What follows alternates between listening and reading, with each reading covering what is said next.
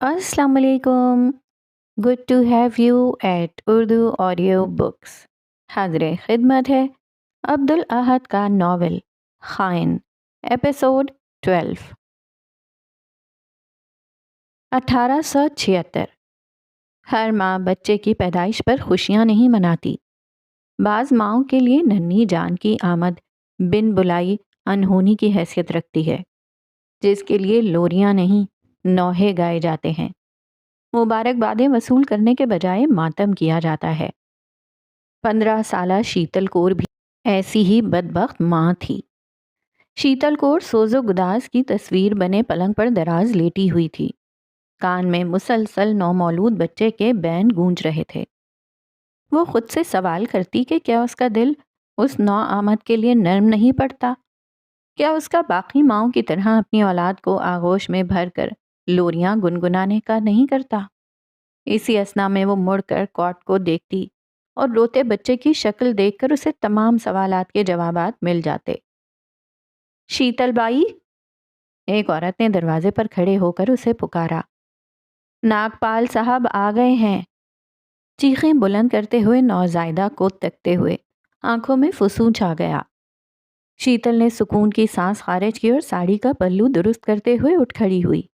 48 घंटे की मुसलसल मुशक्क़त के बाद जिस्म का पट्ठा पट्ठा दर्द कर रहा था। ये वो औरत थी जो माँ की मसनत पर जलवागर हुई थी, लेकिन उसके सीने में दिल किसी अफरीद का धड़क रहा था। न उसने बच्चे की फलक शिगाफ चीखों पर कान धरे, न उसे नजर भरकर देखना गवारा किया। इतनी भी क्या नफरत इस नन्ही सी जान से शीतल बाई? अब के वो कर बालूद मंजर मजीद देखा ना गया। वो बिदक कर बच्चे को गोद में लिए उसे थपकी देने लगी। क्या बिगाड़ा है इसने तुम्हारा? दिल की पुजमुर्दा हालत शीतल कौर के चेहरे पर हूबहू झलकी। चांदनी आंखों ने कोई गहरा सदमा मुनकिस किया। तुम होती कौन हो मुझसे सवाल करने वाली? क्या तुमने 48 घंटों की मुशक्कत के बाद इस नहूसत को जना था? नहीं ना? फिर तुम्हारे पास कोई अधिकार नहीं कि मेरे बर्ताव पर बातें बनाओ। उसने चबा चबा कर कहा और उस बच्चे को अपनी गोद में लेकर सीने से लगाया। उसके नर्मो मुलायम बाजुओं को छूते हुए शीतल कौर को घिन आती थी। इतनी मुशक्कत, तकलीफ और झुलसन के बावजूद तुम्हें इससे मोहब्बत क्यों नहीं? दरीदा दिल की मालिक शीतल कौर ने कल्ब की शिकस्तगी को हर दूजे एहसास पर फौकियत दी और गर्दन उठाकर बोली, क्योंकि ये मनहूस बच्चा मेरे पैरों की जंजीर है। मैं इसलिए बर्बाद नहीं की गई थी कि अपनी बाकी की जिंदगी बच्चे की कफालत करने में सर्फ करूं। मुझे अपना उरूज देखना है। अब हटो मेरे रास्ते से। मैं इस वबाले जान से जल्द अज जल्द बरियो जिम्मा होना चाहती हूँ। वो नागवारी से कहते हुए अपना बोझल वजूद घसीट कर मेहमान खाने को पहुंची।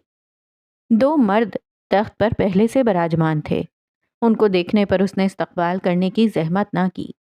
आज तो ताकत और इख्तियारात की कुंजी उसके सीने से लगी हुई थी। गुरूर उसका हक ठहरा था। वो शान से उनके मुकाबिल कुर्सी पर बैठी और बारी बारी उन मर्दों को देखा। एक मुजरिम था और दूसरा उसका महाफिज। दोनों की मिसाल उसके लिए गंद के ढेर सी थी, जिसे छूना तो दूर की बात, देखना तक मौजू नहीं समझती थी। नाम रखा है इसका? फिलाखिर सफ़ेद बालों वाले मर्द ने पहल की। दूसरा मर्द हनूस सर झुकाए बैठा था। ये तकल्लुफ न हुआ मुझसे, वो जले कटे अंदाज में बोली। झुकी गर्दन वाले मर्द का सर ऊपर उठा। आंखों में उस औरत के लिए हैरत पनपी। इतनी नफरत कैसे कर सकती हो इससे? वो जरा सख्ती से बोला। आवाज नीचे। वो उठकर पूरी कुव्वत से दहाड़ी। दोनों आदमी गुर्राहट पर बेसाख्ता पीछे खस गए। जब तुम हरामजादे मुझे हवस का निशाना बना रहे थे, उस वक्त ये ख्याल नहीं हुआ कि एक दिन अपने किए के नताइज भुगतने पड़ेंगे? प्रकाश नागपाल के बड़े भाई आनंद नागपाल मामलात संभालने की गर्ज से उठ खड़े हुए। वो जान गए थे कि आज ताकत का पलड़ा दूसरी तरफ था। इस औरत के सामने अनाथ दान करने में ही खैर आफियत थी। शीतल, खुद को संभालो। हम इस मामले को सुलझाने के लिए आए हैं। ہم جانتے ہیں تمہارے ساتھ غلط ہوا ہے اور ہم اس کا مداوع کرنے کو موجود ہیں۔ ان کے ہتھیار ڈالتے ہی شیتل کو ٹھنڈی پڑی۔ وہ خطر انگیز نظروں سے گھورتے ہوئے واپس صوفے پر بیٹھی۔ اگر اپنے دعووں کے سچے ہو تو معاملہ نمٹاؤ اور نپٹا کر چلتے بنو، لیکن میرے اوپر اپنی ناپاک انگلیاں نہ اٹھاؤ۔ یا تو اس بچے کو لے جاؤ یا میں آج ہی اس کا گلا گھونٹ کر اسے کوڑے دان میں پھینک دوں گی۔ یہ بچہ مجھے وہ اذیتناک پل بارہا یاد دلاتا ہے جب تمہارے لاڈلے بگڑے ہوئے آوارہ لفنگے بھائی نے میرے ساتھ بلااتکار کیا۔ نفرت آمیز لہجے میں کہا، ہم اسے گود لینے ہی آئے ہیں۔ آخر میں تم سے بس ایک ونتی یعنی درخواست کرنا چاہوں گا کہ اس بچے کی بابت کسی اور کو کانوں کان خبر نہ ہو۔ ہمارے سارے خاندان کی عزت خاک میں مل جائے گی۔ آنند نے ہاتھ جوڑ کر درخواست کی۔ پرکاش نے اچنبھے سے بھائی کے جڑے ہاتھ دیکھے۔ یہ بچہ یہاں سے لے جاؤ، وعدہ رہا تم سب میری شکل تک نہ دیکھو گے۔ آنند کے جڑے ہاتھ اور پرکاش کی سرخ صورت دیکھ کر اسے اندرونی تسکین مہیا ہوئی۔ آنند نے پرکاش کا کندھا تھپکا۔ وہ اٹھ کر شیتل کے سامنے پہنچا۔ شیتل کو اس کی اڑی ہوئی رنگت اور فرش پر ٹکی نظریں دیکھ کر سوچنے لگی کہ قدرت نے پلٹا کھایا بھی تو خوب کھایا۔ جو مردود کچھ ماہ پہلے تک اس کی گریہ زاری کا سبب بنا تھا، آج اس کے سامنے نظر تک ملانے سے قاصر تھا۔ شیتل نے ایک جھٹکے میں بچہ پرکاش ناگپال کے سپرد کیا۔ سینے سے جیسے کوئی بوجھ سرکنے لگا، جسم کی تھکاوٹ زائل ہونے لگی۔ بس شیتل، کبھی کسی کو پتہ نہ لگنے دینا کہ یہ بچہ تم نے جنا تھا۔ ہم پرکاش کی بڈھی کو یہی بتائیں گے کہ یہ ہمیں کوڑے دان سے ملا ہے، وہ ماں نہیں بن سکتی۔ وہ کاٹ دار لہجے میں بولے اور اٹھ کھڑے ہوئے۔ تمہیں یہ جاننے میں دلچسپی تو نہیں ہوگی، مگر ہم اس کا نام شنکر رکھیں گے۔ پرکاش کا ہاتھ سختی سے تھاما اور وہاں سے رخصت ہو گئے۔ اب کہ وہ کمرے میں تنہا تھی، اسے یوں لگا کہ آج وہ اس جہان میں بھی اکیلی رہ گئی تھی۔ ایک نامانوس تکلیف نے دل کو ابتری کا شکار بنایا، مگر اس بے نام تکلیف کا سراغ نکالنے میں اسے ناکامی کا سامنا کرنا پڑا۔ دیوان خانے کی فضا میں علم کا راج بحال ہوا۔ آواز ایک تھی، لیکن نورالعین سمیت دیواریں، دیے، تصاویر، حتیٰ کہ کمرے کی ہر شے اس آواز کو سن رہی تھی۔ نورالعین، جب کسی گھر میں بچے کا جنم ہوتا ہے تب خوشیاں منائی جاتی ہیں، ڈھول پیٹے جاتے ہیں، پنجاب میں تو بھنگڑے ڈالے جاتے ہیں، شہر کے چپے چپے میں مٹھائی بانٹی جاتی ہے۔ آواز نمی سے پاک تھی، آنکھیں صحراؤں کی مانند خشک۔ اس کے باوجود نورالعین اس کے قلب سے اٹھتی آہو سسک بخوبی سن سکتی تھی۔ لیکن میں وہ بد نصیب ہوں جس کی پیدائش گھر پر ہوئی، نہ کسی نے کوئی جشن منایا۔ میری پیدائش ویشیالے میں ہوئی۔ دکھ تو اس بات کا ہے کہ میری اپنی ماں ہی میرے خون کی پیاسی تھی۔ وہ میری جھلک تک سے نفرت کرتی تھی۔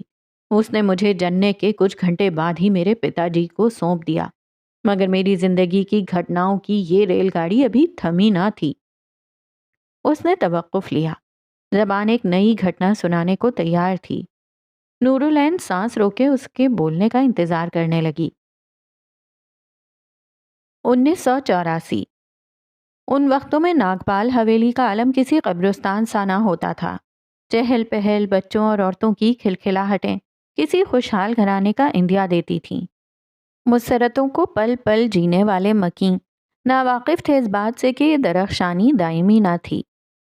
شنکر اس شاد و آباد کمرے میں موجود تھا جو اس کے پتا جی سے منسوب تھا۔ فرش پر کاغذ پھیلائے ہوئے تھے اور ہاتھ میں قلم مضبوطی سے تھاما ہوا تھا۔ کوشلیہ کمر پر ہاتھ رکھے اسے نہ جانے کب سے گھور رہی تھیں۔ شنکر، چھوڑ دو، اگر پتا جی نے تمہیں یہ سب کرتے دیکھ لیا تو تمہاری شامت تو آئے گی، ساتھ ساتھ میری خبر بھی لیں گے۔ جانتے تو ہو انہیں کتنی نفرت ہے اس کام سے۔ اولاد کو شوق سے دور کرنے پر قدرے نادم تھیں، مگر حالات کی نزاکتوں پر بالآخر ٹوکنے میں ہی بہتری جانی۔ ماتا جی بس تھوڑی دیر اور۔ وہ محویت سے کاغذ کو یوں گھور رہا تھا جیسے کسی خاص لفظ کا متلاشی ہو، پھر جیسے دماغ میں کوئی بتی جلی۔ لبوں پر فلاح کن مسکراہٹ لیے اس نے قلم کی نوک کاغذ میں رگڑی۔ دلے ناداں تو خواہش کرنا کیسے چھوڑ سکتا ہے؟ جو خواب سجائے انہیں توڑنے کی تدبیر کیسے کر سکتا ہے؟ چاہت کے دیپ بجھانے کی کوشش کیسے کر سکتا ہے؟ یہ دل، یہ جنوں، یہ جذبے پرانے ہیں. تو زندہ ہے پر مرنا کیسے سوچ سکتا ہے؟ آخری سطر لکھ کر اس نے قلم ہوا میں بلند کیا. لبوں پر کرب آلود مسکراہٹ کا گزر ہوا. دل میں میٹھی سی تکلیف ہوئی. یہ کیا چل رہا ہے؟ باروب صدا نے اس کے نازک دل پر خوف کے درے برسائے. اس نے فی الفور کاغذ سمیٹے اور کھڑا ہو گیا. کاغذات کا پلندہ اپنی پشت پر باندھ کر دم ساد کر اپنے باپ کو تکنے لگا. پتی دیو کی آمد پر کوشلیہ نے تعظیماً ساڑی کا پلو سر پر رکھا اور نظریں جھکا لیں. کچھ نہیں. شنکر نے نظریں جھکا لیں. کیا چھپا رہے ہو؟ وہ اس کے عین سامنے کھڑے ہوئے. کچھ نہیں پتا جی، کچھ بھی تو نہیں. اس کے جسم کے سارے بال کھڑے ہوئے جیسے کوئی پرانا کاغذ ہوا کے جھونکے پر ناچار پھڑ پھڑاتا ہے. ٹھیک اسی طرح اس کا دل بھی تھر تھرایا. ہاتھ آگے کرو. پرتپش نظروں سے گھورتے ہوئے مطالبہ کیا. اس کی آنکھوں میں پانی جمع ہوا. سنیے تو، آج کل رسوئی کا نل کام نہیں کر رہا تھا. کوشلیہ نے حواس باختہ سے عالم میں کہا. انہوں نے ناگواری سے اسے دیکھا. میں تو اڑوس پڑوس سے بلوانے لگی تھی کسی کو، مگر ہمارے شنکر نے ہی نل کا ٹھیک کر لیا، وہ بھی بغیر کسی مدد اور سہارے کے. آپ کو کتنا گلا رہتا تھا کہ یہ مردوں والے کوئی کام نہیں کرتا. وہ کھسیانی سی ہو کر مسکرائیں. کوشلیہ کی بات پر پرکاش کی گردن اوپر نیچے ہلی. شنکر نے ماں کو تشکر آمیز نظروں سے دیکھا کیونکہ پتا جی کی آنکھوں کی حدت کافی حد تک ٹھنڈی پڑ چکی تھی. اس نے دل ہی دل میں پرزور پرارتھنا کی، بس آج کے دن وہ بچ جائے، آئندہ کبھی پتا جی کے سامنے یہ پاپ کرنے کا سوچے گا بھی نہیں. بہت اچھی بات ہے. شنکر ہمارے گھر کا پروش ہے، یہ کام نہیں کرے گا تو کون آئے گا؟ لیکن اس میں یہ جو زنانیوں والا شوق رچا بسا ہے نا. لوٹتی ہوئی حدت نے شنکر کے اوپر دہشت کے سیاہ ابر طاری کیے. ان کے پھٹ کر برس جانے کا خدشہ لاحق تھا. اس کا خاتمہ کرنا ہوگا، انہوں نے حتمی لہجے میں کہا. کاغذات میرے حوالے کرو. انہوں نے کٹیلی نگاہوں سے شنکر کو جیسے کاٹ ڈالا. باپ کی حکم عدولی کے انجام سے واقف تھا، سو بے بسی بھری خاموشی سے کاغذات کا پلندہ بڑھا دیا. پتا جی بخش دو مجھے، میں آئندہ کبھی انہیں چھوؤں گا بھی نہیں. وہ گردن نفی میں ہلاتے ہوئے ہاتھ جوڑ کر کہنے لگا. موٹے موٹے آنسو سانولے گال پر لڑکے. پرکاش نے کاغذات کا پلندہ ہاتھوں کے درمیان دبوچا. شنکر دل تھام کر انہیں تکتا رہا. کاش پتا جی کو اس پر رحم آ جائے اور وہ یہ ظلم کرنے سے گریز کریں. لیکن اگلے ہی لمحے پرکاش نے پلندے کو 2 حصے کر ڈالا. کٹتے ہوئے کاغذ کو دیکھ کر اسے لگا جیسے اس کے دل کے ساتھ ساتھ کئی خواہشات اور خواب بھی کٹ رہے تھے. پتا جی، پتا جی. وہ پرکاش کے پیروں میں گر کر گڑ گڑایا، لیکن کاغذات تار تار ہونے کی آواز کسی دم نہ رکی. اگلے لمحے پرکاش نے کاغذات کے ٹکڑے اس پر برسائے. اس کی تحاریر درہم برہم ہو چکی تھیں. ان کی باقیات اس پر برس رہی تھیں. یہ آپ نے کیا کیا؟ وہ سسکیاں لے کر روتا چلا گیا. پرکاش نے اسے تحقیر آمیز نظروں سے دیکھتے ہوئے جھڑکا. وہ فرش پر اوندھے منہ لڑھک گیا. اب اگر تم مجھے کاغذ اور قلم کے ساتھ نظر آئے تو تمہارا وہی حشر کروں گا جو اس کاغذ کا کیا ہے. وہ ترش لہجے میں کہتے ہوئے کمرے سے چلے گئے. کوشلیہ کی آتما کپ کپا اٹھی اور وہ اس سے جا لپٹی، مگر آج ان کے پاس کہنے کو تسلی بخش الفاظ نہ رہے تھے. 1886 بالآخر وہ اسی جگہ پہنچ چکا تھا جہاں اس نے اپنی پہلی سانس لی تھی، جہاں اس نے اپنی آنکھیں کھولی تھیں اور جہاں اس بدبخت نے پہلی ہچکی لی تھی. آنند ناگپال 2 دن پہلے ساری رودات سنا چکے تھے. وہ تو قبولیت کے کئی مراحل طے کر چکا تھا، مگر بہر کیف ان کے ساتھ جینا ابھی اسے سیکھنا تھا. 10 سالہ شنکر اسی کمرے میں بیٹھا تھا جہاں 1 دہائی قبل اسے شیتل کور نامی عورت نے سینے سے جدا کر کے پرکاش اور آنند ناگپال کے سپرد کیا تھا.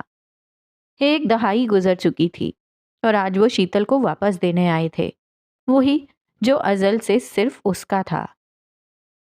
آپ کیوں آئے میرے در پر، اور وہ بھی اس کے ساتھ؟ شیتل نے نخوت سے کہا۔ میز پر انچھوئی چائے کی پیالی پڑی تھی۔ میں جانتا ہوں میرے بھائی نے تمہارے ساتھ بہت زیادتی کی۔ شیتل نے ہاتھ اٹھا کر آنند کی بات کاٹ دی۔ شنکر بغور اس عورت کا جائزہ لے رہا تھا۔ وہ اس گھڑی کا منتظر تھا جب اس عورت کی نگاہ خود پر ٹھہرے گی۔ کیا اس کی چاندنی آنکھوں میں وہی وارفتگی ہوگی جو وہ کوشلیہ کی آنکھوں میں دیکھنے کا عادی تھا؟ تمہید باندھے بغیر جو کہنا ہے کہو۔ بات شروع بھی نہ ہوئی تھی اور آنند آب آب ہونے لگے۔ پرکاش اور کوشلیہ 2 سال پہلے مر گئے۔ تو یہ کہنے کی ہمت بھی نہ کرنا کہ میں رحم کی دیوی بن کر اس بدذات کو اپنے پاس رکھ لوں۔ میں کسی ایرے غیرے پر ترس نہیں کھاتی، اس نے چبانے والے لہجے میں کہا۔ شنکر کا دل چھنک کر ٹوٹ گیا۔ اس کی آواز میں اتنی اجنبیت تھی جیسے وہ اس کی اولاد نہیں، کوئی گلی کا بے یارو مددگار جانور ہو۔ اپنی اولاد پر بھی نہیں۔ ایک لمحے کے لیے اس کی سرمئی آنکھوں میں ٹھہراؤ سا آیا۔ مڑ کر شنکر کو اوپر سے نیچے دیکھا۔ شنکر کی نبض اتنی تیز ہوئی کہ دل کی ہر دھڑکن کان کے پردے پر محسوس ہوئی۔ ہاں، اس نے بلند آواز میں کہا، اپنی اولاد کے لیے بھی نہیں۔ اتنی تلخی؟ آنند ہار مارنے کو تیار نہ تھا۔ وہ ہنس پڑی۔ مجھے تلخ بنانے والے میری تلخی پر سوال اٹھاتے اچھے نہیں لگتے۔ نہ بھولو یہ کھوٹا تمہارے ہی شریف خاندان کا ہے۔ اس نے تمسخر اڑایا۔ 10 سال گزر گئے تھے لیکن آج بھی اس عورت میں ویسی ہی اکڑ تھی جیسی 10 سال پہلے تھی۔ آنند قدرت کی اس انوکھی پیداوار پر حیران رہ گئے۔ شیتل، میں نے اس لڑکے کو ان دونوں کے دیہانت کے بعد بھی پالا ہے، مگر اب مجھے ڈر ہے کہ میرے پاس وقت کم رہ گیا ہے۔ مجھے کوئی موذی مرض لاحق ہے جو طبیبوں کی پہنچ سے دور ہے۔ میں مزید اس کا خیال نہیں رکھ سکتا۔ میرا کوئی نہیں کہ بھائی کی امانت کسی کو سونپ سکوں۔ بلا شبہ تمہاری داستان دکھ بھری ہے، لیکن مجھے یاد نہیں پڑتا تمہاری دکھ بھری داستان میرا مسئلہ کب سے بن گئی۔ تم مر جاؤ یا پھر یہ، میں کیوں ایک بوجھ اپنے سر لوں؟ اپنے لیے اس قدر ترش الفاظ سن کر کلیجہ کٹنے لگا۔ تب بھی نہیں جب اس بوجھ کے بدلے تمہیں بھاری قیمت دوں۔ آنند نے دل برداشتہ ہو کر آخری پتا کھیلا۔ شیتل کی دفاع کو تیار زبان تالو سے جا لگی۔ اگر وہ قیمت تمہاری ساری جائیداد ہو تو ضرور۔ اس نے شفاق مسکراہٹ کے ساتھ شرط رکھی۔ آنند کی بھویں ڈھیلی ہو گئیں۔ ایک لمحے کے لیے دنیا کی ساری ناگواری اس کے چہرے پر چھا گئی۔ وہ عورت صرف انوکھی نہیں، قدرے شفاق بھی تھی۔ بس ایک درخواست ہوگی، تم سکھ کی جنی ہو اور شنکر ہندو ہے۔ میں چاہتا ہوں کہ اس کا مذہب تبدیل نہ کیا جائے۔ شیتل نے آنکھیں گھماتے ہوئے گردن نفی میں ہلائی۔ میں کسی دھرم کو نہیں مانتی آنند ناگپال، عیسائی ہو، مسلمان، سکھ یا تمہارے جیسا ہندو، ہر مذہب کے ماننے والے نے مجھے وہ زخم دیے ہیں جن کا کبھی گمان بھی نہ تھا۔ اس بچے کے دھرم سے مجھے کوئی سروکار نہیں۔ شنکر نے محسوس کیا کہ اس عورت کی چاندنی آنکھوں میں لہجے بھر کو سوز ابھرا۔ ٹھیک ہے، پھر معاملات طے کر لیتے ہیں۔ انہوں نے مڑ کر شنکر کو دیکھا۔ شنکر، تم ذرا باہر چلے جاؤ، انہوں نے اشتعال دباتے ہوئے حکم دیا۔ یہ وہ دن تھا جب اس کوٹھے میں شنکر ناگپال کی بھی قیمت لگی تھی۔ اس دن میری عدم موجودگی میں میرا سودا ہوا تھا۔ مجھے ایک بکاؤ شے کی طرح شیتل کو بیچ دیا گیا۔ اس دن کے بعد سے میری زندگی کا نقشہ یکسر بدل گیا۔ وہ خاموش ہوا۔ چراغ کے شعلے مدھم پڑ رہے تھے، گو کہ اس داستان اندوہ کے پیش نظر ان کی جوت بجھ گئی ہو۔ کھڑکی کے ذریعے داخل ہونے والی ہوائیں یاسیت کا پیغام پہنچاتی۔ جب پتا جی زندہ تھے تب میں ان کے آگے پیچھے گھوما کرتا تھا، انہیں راضی کرنے کے لیے دم دینے کو تیار رہتا تھا، ان کی ایک مسکراہٹ کے لیے اپنا سکون غارت کر دیا کرتا تھا۔ میں نے شیتل بائی کے ساتھ بھی وہی سب کرنا چاہا۔ لبوں پر کرواہٹ بھری مسکان سجی۔ اور شیتل بائی؟ نورالعین نے اپنی چپ توڑی۔ وہ کیسی ماں ثابت ہوئی؟ شنکر کی آنکھوں پر نمی کی تہ جمی۔ یہی تو افسوس کی بات ہے نورالعین، وہ کیسی ماں تھی اس کا جواب شاید مجھے خود کو بھی نہیں پتا۔ 1889۔ آج سالوں بعد اس نے پرانی کتاب نکالنے کی ہمت جمع کی۔ دل مضطرب ہی اتنا تھا۔ اگر آج وہ دماغ کے بے آہنگ خیالات کاغذ کے سپرد نہ کرتا تو شاید ملک عدم ہو جاتا۔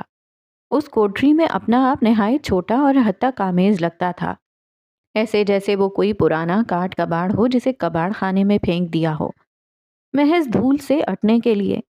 بات چیت مصلحتاً کر لی جاتی تھی، ورنہ کیا حیثیت رہ گئی تھی اس کی۔ اس نے چہرے کی نمی رگڑتے ہوئے کتاب پر لکھنا شروع کیا۔ کوئی مجھ سے پیار کرتا ہی نہیں، میں سب کو راضی کرتا ہوں، مگر کوئی مجھ سے بات کرتا ہی نہیں۔ وہ لکھتے لکھتے بے ساختہ الفاظ دہرا رہا تھا، موٹے موٹے آنسو آنکھ سے ابل رہے تھے۔ یہ دل پھر بھی انتظار کرتا ہے، دعائیں انس اور محبت کی مانگتا ہے، اپنوں کا اعتماد اور بھروسہ مانگتا ہے، مگر کوئی مجھ سے پیار کرتا ہی نہیں۔ اس نے قلم اٹھا لیا، چہرہ ہاتھوں میں چھپایا اور کافی دیر آنسو بہاتا گیا۔ کیا رہ گئی تھی اس کی زندگی تنہائی اور رسوائی کے سوا؟ کیا مقام تھا اس کا؟ کیا وقت تھی اس کی؟ اسے کوشلیہ شدت سے یاد آتی تھی۔ اس پورے جہاں میں صرف وہی تھی جس نے بے غرض ہو کر اسے چاہا، اور اب وہ بھی اس کی دلجوئی کو موجود نہ تھی۔ تو تمہیں شاعری کا بھی شوق ہے؟ ایک بھاری زنانہ آواز اس کے کانوں میں داخل ہوئی۔ یک بارگی وہ حواس باختہ ہوا۔ اس نے تیزی سے آنسو پوچھے اور کتاب بند کی، قلم دور پھینکا اور کتاب پشت میں چھپا لی۔ اس دن کی یاد تازہ ہوئی جس دن پرکاش نے اس کی شاعری ریزہ ریزہ کر ڈالی تھی۔ وہ اس گھٹنا کو کسی صورت دہرانا نہ چاہتا تھا۔ نہیں، مجھے شوق نہیں، میں تو ایسے ہی۔ شیتل کے چہرے پر مسکراہٹ ابھری۔ یہ مسکراہٹ ان تمام مسکراہٹوں کے برعکس تھی جو اس نے چندہ مرتبہ ہی سہی مگر پتا جی کے چہرے پر دیکھی تھی۔ شنکر دل تھام کر اسے دیکھ رہا تھا۔ کیا آج کچھ نیا ہونے والا تھا؟ چھپا کیوں رہے ہو؟ شاعری کا شوق ہے، شوق سے کرو، مجھے بھلا کیا اعتراض ہوگا؟ کیا تمہیں روکا جاتا تھا؟ وہ بے نیازی سے کرسی پر براجمان ہوئی۔ اس نے ہاتھ سے اشارہ کیا۔ شنکر اشارہ سمجھتے کسی تابع دار اولاد کی طرح فرش پر گھٹنوں کے بل بیٹھ گیا۔ دل کو ڈھارس سی بندھی کہ کم از کم آج وہ شاعری کے مجموعے سے محروم نہ ہوگا۔ جی، پتا جی کو یہ کام پسند نہیں تھا۔ منحوس مارا نہ ہو تو۔ اس نے لاپرواہی سے تبصرہ کیا۔ شنکر کو دل ہی دل میں یہ بول برا لگا۔ تم سارا دن چہار دیواری میں نہ رہا کرو، باہر نکلو، دوستیاں بناؤ۔ اس نے ٹیک لگائی اور آنکھیں بند کیں۔ شنکر نے مبہوت ہو کر اس عورت کو دیکھا۔ اس کا نصیحت کرنا دل کو اس قدر بھلا کیوں لگ رہا تھا؟ تم باہر جاؤ گے، دوستیاں کرو گے تو ایک پر اعتماد انسان بنو گے۔ آئندہ دن ڈھلنے سے قبل تمہیں گھر میں نہ دیکھوں۔ آواز میں ایسی نرمی گو کہ اس سے بڑا خیر خواہ کوئی نہیں۔ تو کیا وہ اسے ایک پر اعتماد انسان بنانا چاہتی تھی؟ کیا وہ عورت اس کے لیے فکر مند تھی؟ کیا یہ ممکن تھا کہ وہ دل ہی دل میں اس سے محبت بھی کرتی ہو؟ اس کے دل میں امید کی کرن جگمگائی۔ جیسا آپ کہیں گی ٹھیک ویسا ہی ہوگا۔ وہ ترنت کھڑا ہو گیا، ادب سے تابعداری سے اس کے سامنے گردن کو خم دیا۔ شیتل نے پہلی مرتبہ کسی آواز میں خود کے لیے اس قدر عقیدت محسوس کی تھی۔ اس نے حیرت کے مارے پلکیں وا کی۔ اس لڑکے کی آنکھوں میں ایسی رمق تھی جو اس سے قبل اس نے نہ دیکھی تھی۔ ٹھیک ہے پھر، مڑ کر کھڑکی سے باہر جھانکا۔ سورج غروب ہونے میں 2-3 گھنٹے ہیں، پھر تم میرے پہلو میں کیا کر رہے ہو؟ شنکر نے سر اس بات میں ہلایا اور اس کی جانب مسکراہٹ اچھالی۔ اس کے جاتے ہی شیتل نے آنکھیں بند کیے لطیف قہقہہ بلند کیا۔ یہ اتنا برا بھی نہیں تھا، وہ زیر لب بڑبڑائی۔ 1890 عمر 14 پار کر چکی تھی۔ اس کا حلیہ بھی زمانے کی کٹھنائیوں نے کافی بدل دیا تھا۔ وہ قد نکال رہا تھا، چہرے پر روئیں اگنے لگے تھے، جسم قدرے ہٹا کٹا اور مضبوط ہو چکا تھا۔ اس کی دوستیاں یاریاں بھی بڑھ گئی تھیں۔ اس کے دوست و احباب میں یہ قول مشہور تھا، شنکر کو کچھ آتا ہو یا نہیں مگر بولنا خوب آتا ہے۔ اصل زندگی تو ان گلیوں میں تھی جہاں ہم عمر لونڈے گلی ڈنڈا کھیلتے ہوئے شامیں گزار دیتے، بدماشیاں کرتے ہوئے اڑوس پڑوس کے لوگوں کی صبر آزمائی کرتے اور وقت کو یادگار بناتے۔ اسے کوٹھے کی گھٹن زدہ سخت اور تناؤ سے دوچار زندگی سے کوفت محسوس ہونے لگی تھی۔ کون سا اس کی غیر موجودگی کو کوئی محسوس کرنے والا تھا وہاں، جو وہ لوٹنے کی جلدی کرتا۔ اس رات وہ کوٹھے کو دیر سے پہنچا۔ بالائی منزل سے شور شرابے کی آواز نے اس کے حواس چوکنا کیے۔ وہ بنا دیری اوپر کو پہنچا۔ ایک ہٹا کٹا مضبوط جثے والا آدمی شیتل کے شانہ بشانہ کھڑا تھا۔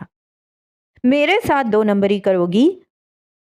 روکڑا لیے بغیر میں کہیں نہیں جاتا۔ اس نے انگلی بلند کیے شیتل کی ناک کے قریب کی۔ سینہ پھلایا ہوا تھا اور آنکھیں پھاڑی ہوئی تھیں، مگر وہ عورت کسی دم نہیں سہمی۔ نہ جسم جھکا، نہ آنکھوں کا ولولہ کچھ کم ہوا۔ جہاں دیدگی سے اس کی سرخ آنکھوں میں اپنی ٹھنڈی ٹھار سرمئی آنکھیں گاڑیں، گرد و نواح میں عورتیں شوق کی کیفیت میں یہ تکرار دیکھ رہی تھیں۔ کچھ ہمارے لیے بھی رہنے دو، تم سب عیش کرو اور ہم تھوڑی رقم بھی اپنے پاس نہ رکھیں۔ وہ کسی شیرنی کی طرح غرائی۔ تیری اتنی جرت، 2 ٹکے کی ویشیا! اس نے ہاتھ اٹھا کر شیتل کے بالوں کو مٹھی میں دبوچا۔ شیتل کے حلق سے دبی دبی سسک جاری ہوئی۔ شنکر کے ہاتھ مٹھی میں بھنج گئے۔ کتھئی آنکھیں مشتعل ہوئیں، لیکن اسے اپنا آپ اس صورت میں نہایت کمزور لگا۔ میں تجھ سے بحث کرنے نہیں آیا، اپنا چہرہ قریب کیے چبا چبا کر کہنے لگا۔ میں پیسہ لینے آیا ہوں اور تو مجھے وہ ہر صورت دے گی۔ اس نے بالوں کو اچانک سے چھوڑ دیا۔ شیتل لڑکھڑا کر دیوار سے جا لگی۔ سر دیوار سے لگتے لگتے بچا۔ جانے دو شیتل بائی، ایک عورت نے مایوسی سے مشورہ دیا۔ رہنے دو، ہم کر لیں گے گزارا، کسی اور نے ہاں میں ہاں ملائی۔ کبھی نہیں، اتنی آسانی سے نہیں۔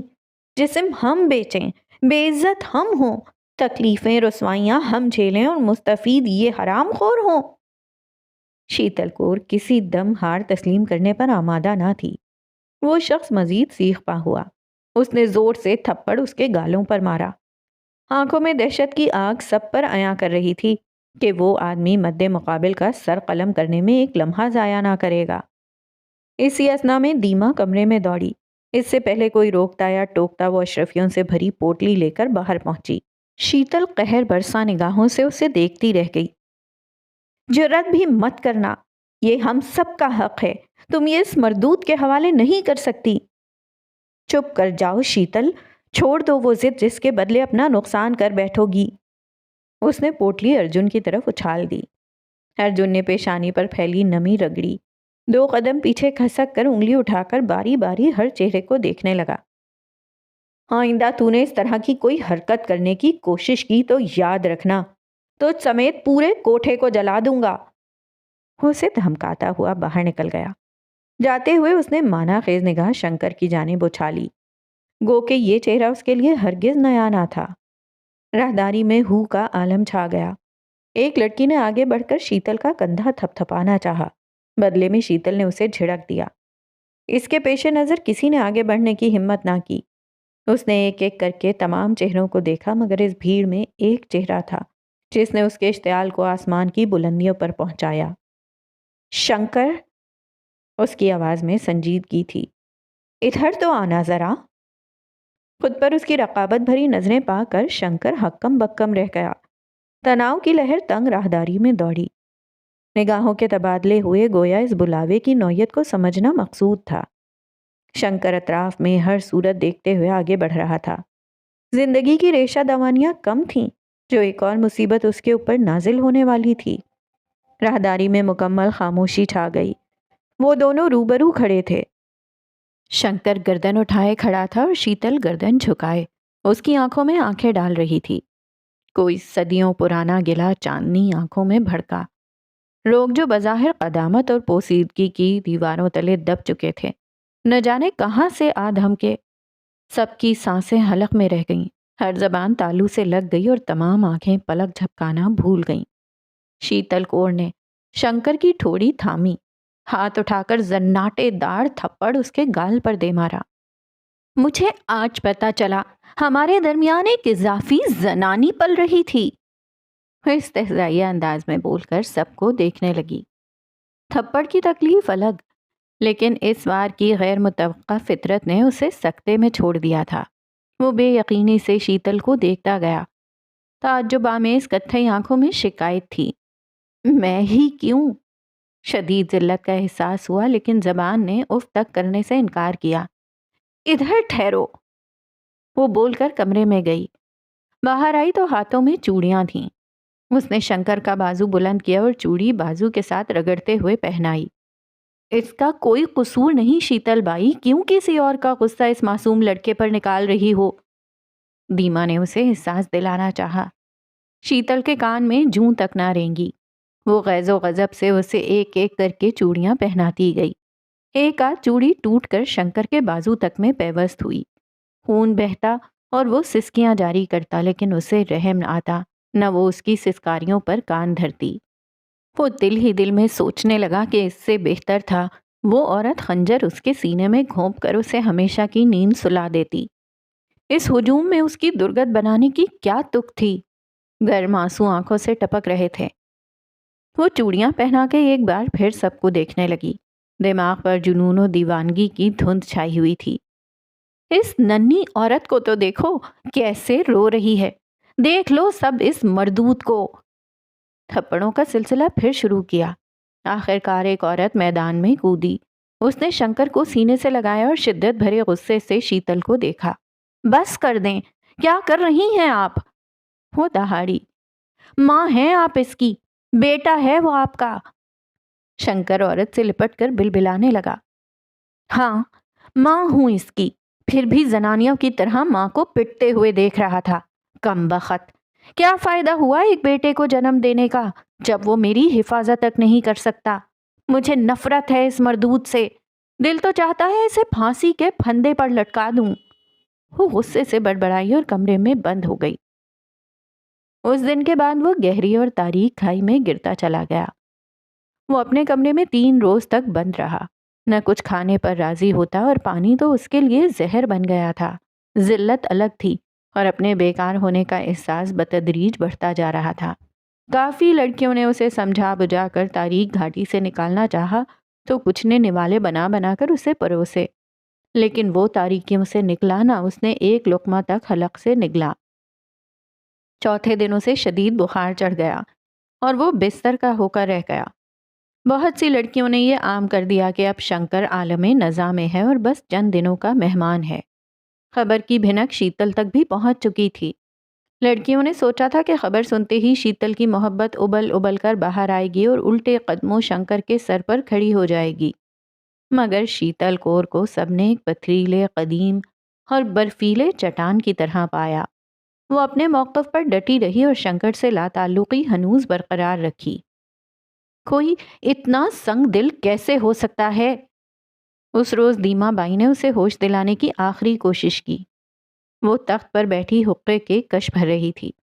وہ مر رہا ہے اور تم یہاں عیش کر رہی ہو۔ شیتل استحضاء سے مسکرائی۔ تمہیں یہ عیش لگتا ہے؟ بے حسی ضرور لگتی ہے۔ وہ مر جائے گا تو تمہیں کچھ نہیں ہوگا۔ جب وہ مر جائے گا تب کی تب دیکھی جائے گی۔ اس نے بیزاری سے بات گھمائی۔ دیما اٹھی اور اس کے قدموں کے پاس پہنچی۔ شیتل، کیوں کر رہی ہو اس پر یہ ظلم؟ شیتل نے حقہ لبوں سے نکالا اور فرصت سے دیما کو دیکھا۔ سرد آنکھوں میں اذیت ہی اذیت تھی۔ جب اسے دیکھتی ہوں مجھے وہ ظلم یاد آتا ہے جو پرکاش نے میرے اوپر کیا۔ وہ بڑی کٹھن رات تھی، میں چیختی رہی چلاتی رہی مگر وہ کمبخت نہ روکا، اسے میرے اوپر رحم نہ آیا۔ خاموشی دونوں کے مابین چھا گئی۔ تو اس میں اس بیچارے کا کیا قصور؟ وہ مر چکا ہے، پھر کیوں تم اس کے انتقام میں اپنے بیٹے کو بھی مارنا چاہتی ہو؟ شیتل، سوچو، وہ مرد ہے، تمہارا واحد بیٹا اور کل اثاثہ۔ اس کوٹھے میں رہنے والیوں کا کوئی نہیں ہوتا، مگر تمہارا کم سے کم کوئی تو ہے۔ وہ تمہارا کتنا بڑا سہارا بن سکتا ہے۔ شیتل لمحے بھر کو ٹھہری، آنکھیں پرسوچ ہوئیں اور شاید دل کا ایک گوشہ نرم بھی پڑ گیا۔ اس نے حقے کا پائپ تخت پر چھوڑ دیا اور ساڑی کا پلو درست کیے اٹھ کھڑی ہوئی۔ چلو۔ شنکر کا کمرہ سب سے اوپر والی منزل پر واقع تھا۔ اس نے کمرے میں داخل ہوتے ہی بیزاری سے دروازہ بجایا۔ شنکر متوجہ ہوا۔ اس عورت کی حکم برداری کے عادی دل نے اٹھ کر اس کے لیے کرسی کھینچنے کی ٹھانی، لیکن جسم کی اینٹ سے اینٹ بج چکی تھی، سو وہ حرکت نہ کر سکا۔ وہ خاموشی سے اس کے بیٹھنے کی کوششیں دیکھتی گئی۔ لیٹے رہو، اسے بڑی دیر بعد کہنے کا خیال آیا۔ وہ اس کے سرہانے کرسی پر بیٹھی۔ کئی ساعتیں چپتی ہوئی خاموشی کی نظر ہوئیں۔ وہ واقعی بہت بدلا ہوا تھا، سوکھا ہوا، کمزور، ناتواں سا چہرہ جس میں جہاں بھر کی سوگواریت تھی۔ شیتل کے دل پر انجانے سے کرب نے سوزش پیدا کی۔ اس نے ہاتھ بڑھایا اور اس کا ماتھا چھوا۔ وہ واقعتاً تپ رہا تھا۔ اس نے کئی مرتے ہوئے انسانوں کو دیکھا تھا اور اس کا حال واقعتاً کسی مرتے ہوئے انسان سا لگ رہا تھا۔ تم جانتے ہو یہ زندگی عذاب ہے، اس نے سانس خارج کرتے ہوئے کہا۔ شنکر کی پلکیں بھاری تھیں، اس کے باوجود اس نے آنکھیں کھلی کیے اس کی بات سننے کو ترجیح دی۔ ہم یہاں چھوٹی چھوٹی عمروں میں بیچی جاتی ہیں، کسی کا باپ بیچتا ہے، کسی کا محبوب، پھر ہماری گردنوں پر تلوار رکھ کر جسم بیچنے پر مجبور کیا جاتا ہے۔ اس کے بعد بھی ارجن جیسے حرام خور ساری رقم خود تک رکھتے ہیں۔ کیا ملتا ہے ہمیں؟ کچھ نہیں، وحشیہ کی کوئی زندگی ہی نہیں، اس نے پرفسون لہجے میں کہا۔ وہ بے بس کرتے ہیں ہمیں، اس وقت بھی اس نے مجھے بے بس کر دیا تھا۔ تم جانتے ہو میں اتنا کیوں بگڑ گئی تھی؟ کیونکہ دیوالی آنے والی تھی۔ ہم سب کا دیوالی پر کھل کر خرچ کرنے کا من تھا، اس لیے ساری لڑکیاں مہینوں سے بچت کر رہی تھیں۔ پھر وہ نام کا ارجن دادا ہمارے کوٹھے پہنچا۔ اس کے چہرے پر تلخی ابھری۔ جوئے میں پیسہ ہار گیا تھا اور نقصان پورا کرنے کے لیے بھیک مانگ رہا تھا۔ میں ڈٹ گئی۔ اس نے تشدد کا سہارا لینے میں تردد محسوس نہ کی۔ ان سب مردوں کا ایک سا طریقہ کار ہے، جہاں ایک مضبوط عورت دکھ جائے وہاں ہاتھا پائی کی مدد سے اپنی طاقت کا زور بحال کرنے لگتے ہیں۔ اس کے بعد کا قصہ تمہاری آنکھوں کے سامنے ہے۔ مجبوراً ہمیں اسے مہینوں کی جمع پونجی دینی پڑی۔ وہ مرد ہے، علاقے کا گنڈا، دادا، اور ہم تو انسان بھی نہیں مانے جاتے۔ شنکر، اس لمحے میں نے ارجن کا غصہ تمہارے اوپر نکال دیا۔ مجھ سے غلطی ہو گئی، مجھے تمہیں دھتکارنا نہیں چاہیے تھا۔ وہ محض الفاظ نہ تھے، شنکر کے لیے تو وہ کسی معجزے کا سا رتبہ رکھتے تھے۔ وہ تکلیف جو دنوں سے اس کے دل پر سوار تھی ایک لمحے میں اپنا آپ کھونے لگی، جیسے کوئی تیز ہوا کا جھونکا چلا ہو اور اس کے جسم کا سارا گدلا پن اڑا لے گیا ہو۔ شیتل نے اٹھ کر شنکر کو سہارا دیا اور اسے بٹھایا۔ میز پر دھرا یخنی کا پیالہ تھاما اور چمچ کی مدد سے شنکر کو پلایا۔ بس، میں چاہتی ہوں ایک دن ہمیں ان 2 ٹکے کے آدمیوں کے سامنے رسوا نہ ہونا پڑے۔ تم اتنے مضبوط بنو، اتنے طاقتور بنو کہ ہماری حفاظت آپ کرو۔ گرما گرم یخنی جسم میں داخل ہوئی تو اندر جان بھر گئی۔ اب یہ شکایت نہ سنوں کہ تم کچھ کھا نہیں رہے۔ وہ نرمی سے اس کا گال سہلاتے ہوئے اٹھ کھڑی ہوئی۔ وہ ترسی ہوئی نظروں سے اسے دیکھ رہا تھا۔ اب تو واقعتاً وہ کبھی بھی کھانے کو انکار نہیں کر سکتا تھا۔ اپنا خیال رکھنا، تمہیں ہم سب کی تقدیر بدلنی ہوگی، وہ کہتے ہوئے کمرے سے نکل گئی۔ شنکر تاج سے سر لگائے آنکھیں بند کیے مسکرانے لگا۔ دل میں خلش تھی تو بس اتنی کہ کاش وہ عورت کچھ دیر اور رک جاتی۔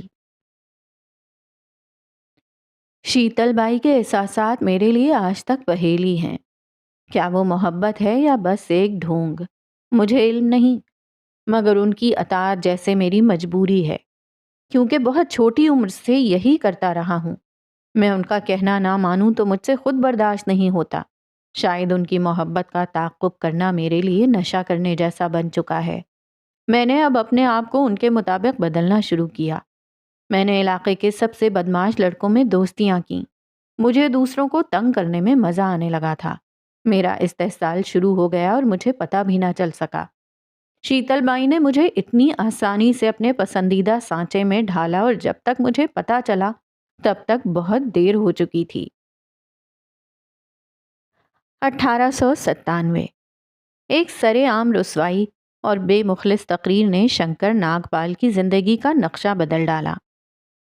20 برس کا ہونے تک شنکر ناگپال کے علاقے میں کافی دھاگ بیٹھ گئی تھی۔ وہ کہیں بھی بے ایمانی نہ دیکھ پاتا اور اینٹ کا جواب پتھر سے دینا جان گیا تھا۔ راہ چلتوں سے بات بے بات دستوں گریباں ہونا اس کے لیے معمول کی بات تھی۔ اس سارے سلسلے میں وہ کوٹھے سے حد درجہ دور ہو گیا تھا اور دورہ کرنے سے گریز کرتا۔ لیکن آج کی رات الگ تھی۔ شیتل کور نے اسے بلاوا جو بھجوایا تھا، وہ الگ بات ہے کہ وہ اسے منہ کم ہی لگاتی تھی، لیکن وہ کم و بیش اس کی جھلک دیکھنے کے واسطے چلا جایا کرتا تھا۔ وہ شیتل کے کمرے کے پاس پہنچا تو سرگوشی نما سسکیوں نے قدموں کی رفتار سست کی۔ وہ دروازے تک پہنچا۔ اندر کا منظر دیکھ کر اسے یوں لگا جیسے اس کا جسم بوٹی بوٹی ہو کر الاؤ میں تڑتڑا رہا ہو۔ فرش پر ارجن کا بے جان جسم پڑا تھا۔ سر سے بہتا ہوا خون اس کے ارد گرد سرخ تالاب بنا چکا تھا۔ پلکیں وہاں تھی اور ان کی گہرائی میں وہ تکلیف رقم تھی جو مرتے وقت اس نے اپنے بدن میں محسوس کی ہوگی۔ شنکر کے ہاتھ مٹھی میں بند ہوئے۔ یہ وہ شخص تھا جس سے ماضی کا ایک گہرا صدمہ منسوب تھا۔ آج وہ بے جان، بے سدھ، لاچار پڑا تھا۔ دل کا کوئی حصہ جو سالوں سے سسک رہا تھا بالآخر شانت ہوا، مگر اگلے لمحے اس کے سر کے پاس پڑی گلدان کی کرچیاں دیکھ کر اوسان خطا ہوئے۔ شیتل کور گلدان کے ایک پرزے کو ہتیلی میں سجائے خلا میں کسی غیر مرئی نقطے کو تک رہی تھی۔ یہ آپ نے؟ وہ حیرت سے بولتا ہوا اندر داخل ہوا اور پیچھے سے کمرے کا دروازہ بند کیا۔ اب کے بصیرت کو مدھم پڑتی شمع کی لو کا سہارا تھا۔ شیتل کور نے گردن اٹھائی۔ آنکھوں میں بے خودی بھری کیفیت تھی۔ آنسو مسلسل آنکھ کے کنارے سے رواں تھے۔ تو اور کیا کرتی؟ مزید ناانصافی برداشت کرتی؟ مار دیا اسے۔ وہ شنکر کو گھورتے ہوئے لاتعلقی سے بولی۔ شنکر کا اوپر کا سانس اوپر اور نیچے کا سانس نیچے رہ گیا۔ اپنا پرانا حربہ استعمال کر رہا تھا اور پیسے لے رہا تھا۔ میں اس کمبخت کی ماریں سالوں سے کھا رہی ہوں، لیکن آج کی مار مجھ سے برداشت نہ ہوئی۔ اس نے گردن جھکا کر خود میں رنگی ہتھیلیاں دیکھیں۔ شنکر نے شاید اس عورت کو کبھی اس قدر ٹوٹا ہوا پایا تھا۔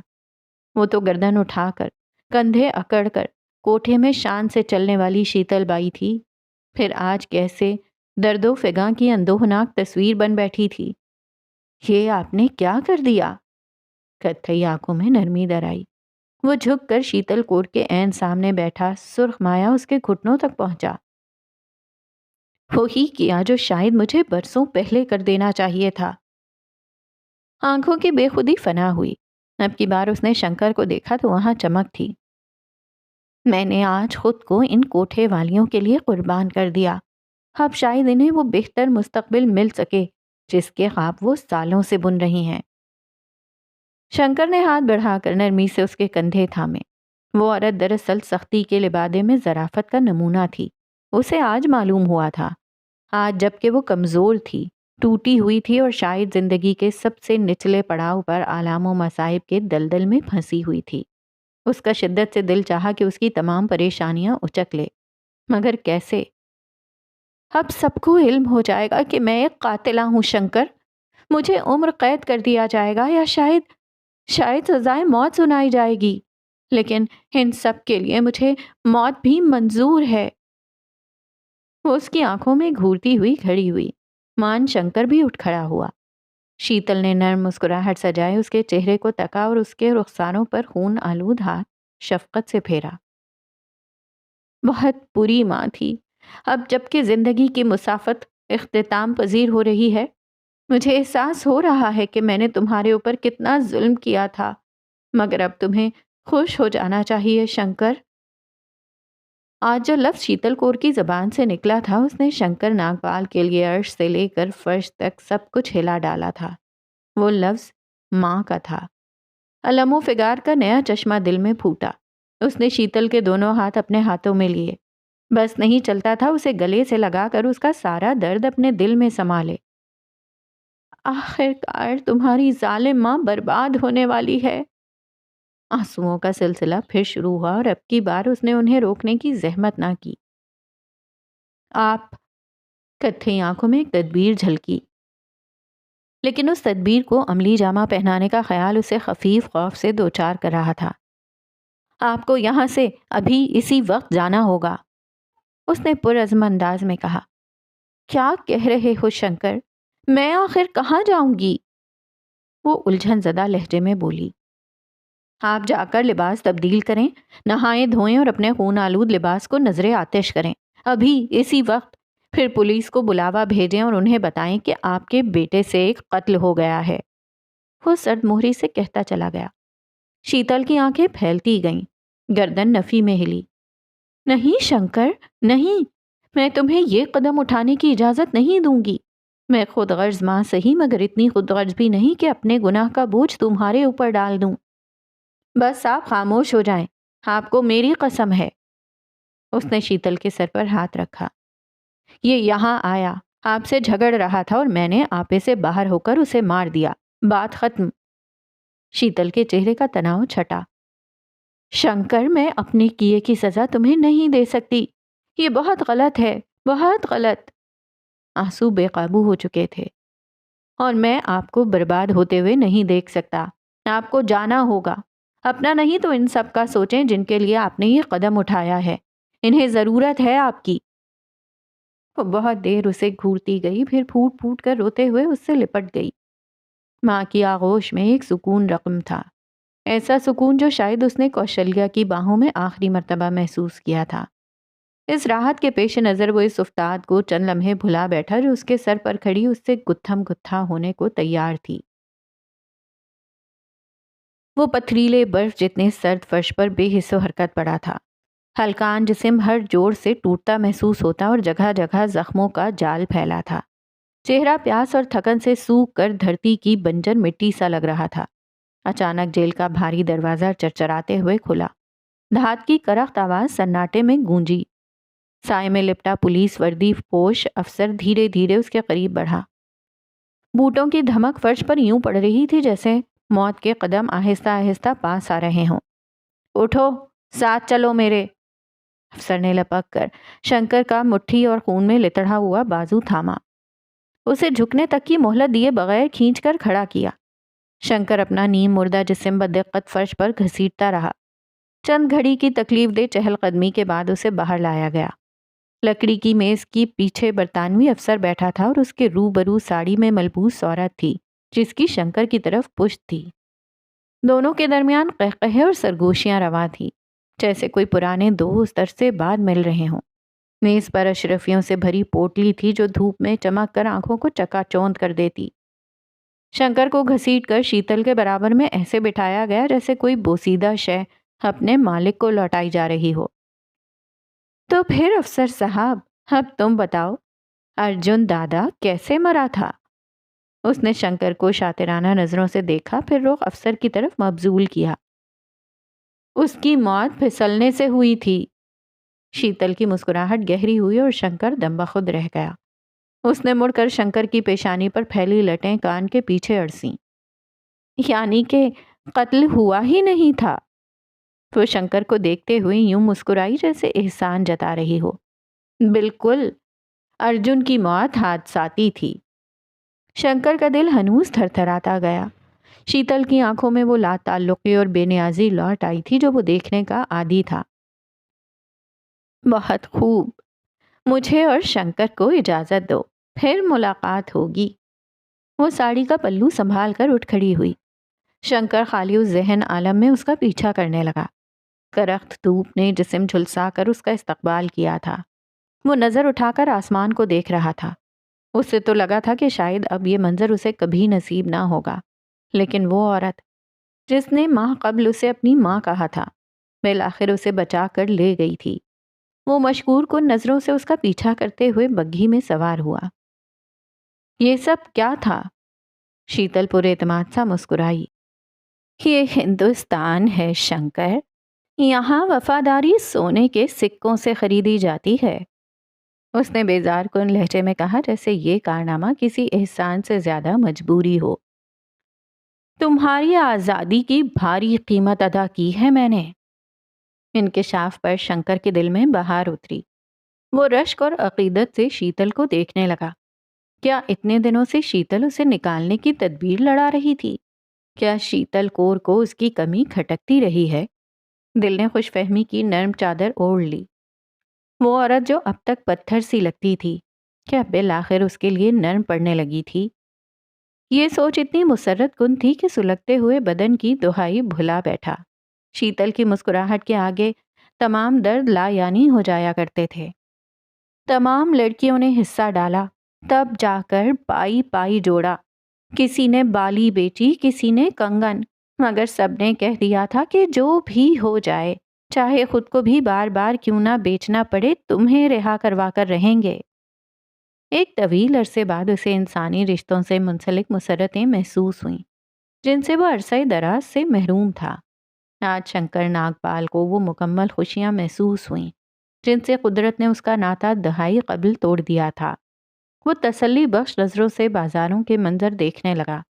سب کچھ نیا اور تازہ دم لگ رہا تھا، جیسے بہار کی آمد پر نئے پھول کھلے ہوں، جنہیں دیکھنے کی خواہش ہو، چھونے کی تمنا ہو۔ یک بارگی ذہن میں کچھ بری طرح کھٹکا۔ اس نے الجھ کر شیتل کو دیکھا اور لب کچھ کہنے کو کھولے۔ یہ گرو بازار کا راستہ نہیں؟ چند پل خاموشی کا راج قائم ہوا۔ ہم گرو بازار نہیں جا رہے۔ پھر شنتل کے لب دراز ہوئے۔ اس مسکراہٹ کی نوعیت مختلف تھی، مگر شنکر اسے سمجھنے سے قاصر تھا۔ سب ایسے ہی بتا دوں؟ اور یہ وہ وقت تھا جب شنکر ناگپال کی آنکھوں پر چھائی خوشیوں بھری تصویروں پر دراڑیں پڑنے لگیں۔ دل بے طرح گھبرایا، دماغ نے طرح طرح کے وسوسات جاری کیے۔ وہ دبک کر بیٹھا رہا۔ باقی کا سفر خاموشی سے کٹا۔ چند گھڑی کی مسافت کے بعد وہ دونوں حویلی کے سامنے کھڑے تھے، اور یہ حویلی بھلا وہ کیسے بھول سکتا تھا؟ اس حویلی میں اس نے زندگی کے 10 سال گزارے تھے۔ یہاں کوشلیہ کا مخلص پیار دیکھا تو پرکاش کی جھڑپ، ڈانٹیں اور ماریں بھی کھائیں، لیکن اتنے سالوں بعد بالآخر اس کو وہاں کیوں لایا گیا تھا؟ دل میں کچھ بری طرح سے کھٹک رہا تھا، اس لیے وہ چاہ کر بھی یہ سوال پوچھ نہ پایا۔ اب وقت آ گیا ہے کہ اس حویلی کو آباد کیا جائے۔ جس دن تم میرے پاس آئے تھے، ٹھیک اس دن تمہارے تایا نے حویلی سمیت ساری زمینیں اور جائیداد میرے نام کر دی تھیں۔ اس نے سادہ سے انداز میں انکشاف کیا، لیکن شنکر کے لیے یہ انکشاف سادہ تھا نہ یہ معلومات۔ وہ حیرت سے پھٹتی آنکھوں کے سنگ شیتل کو بغور دیکھتا گیا۔ اور اتنے عرصے سے چھپا کر کیوں رکھا؟ وہ دونوں حویلی کے آنگن کے وسط میں بنے پتھریلے راستے پر چل رہے تھے۔ آنند کے سالے ارجن کی وجہ سے۔